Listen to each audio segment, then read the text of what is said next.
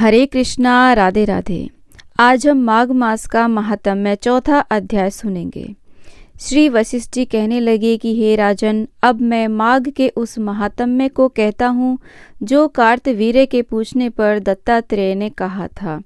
जिस समय साक्षात विष्णु के रूप में श्री दत्तात्रेय सत्य पर्वत पर रहते थे, तब महिष्मति के राजा सहस्त्रार्जुन ने उनसे पूछा कि हे योगियों में श्रेष्ठ दत्तात्रेय जी, मैंने सब धर्म सुने, अब आप कृपा करके मुझे माघ मास का महात्म्य कहिए।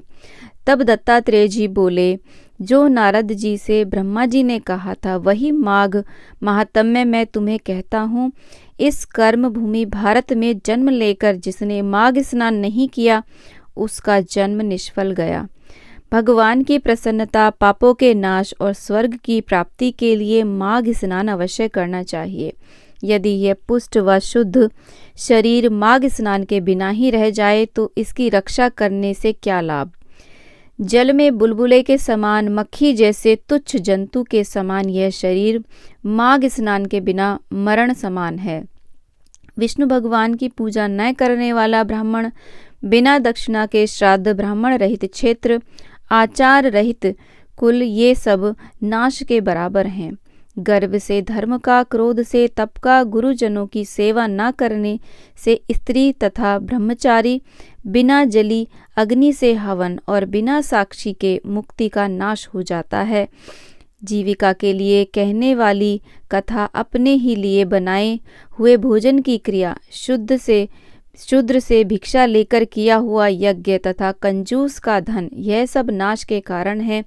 बिना अभ्यास और आलस वाली विद्या, असत्य वाणी, विरोध करने वाला राजा, जीविका के लिए तीर्थ यात्रा, जीविका के लिए व्रत, संदेह युक्त मंत्र का जाप, व्यग्र चित्त होकर के जप करना, वेद न जानने वाले को दान देना, संसार में नास्तिक मत ग्रहण करना, श्रद्धा बिना धार्मिक क्रिया, यह सब व्यर्थ है।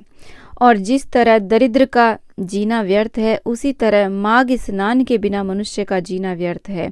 ब्रह्मघाती, सोना चुराने वाला, मदिरा पीने वाला, गुरु पत्नीगामी और इन चारों की संगति करने वाला माघ स्नान से पवित्र होता है।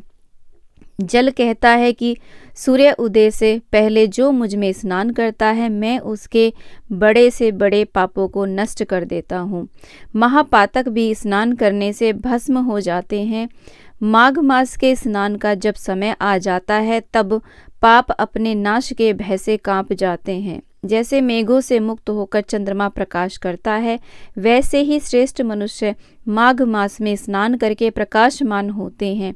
काया, वाचा, मनसा से किए हुए छोटे या बड़े, नए या पुराने सभी पाप स्नान से नष्ट हो जाते हैं। आलस्य में बिना जाने जो पाप किए हों, यह भी नाश को प्राप्त होते हैं। जिस तरह जन्म जन्मांतर के अभ्यास से आध्यात्मिक ज्ञान की प्राप्ति होती है, उसी तरह जन्मांतर अभ्यास से ही माघ स्नान में मनुष्य की रुचि होती है।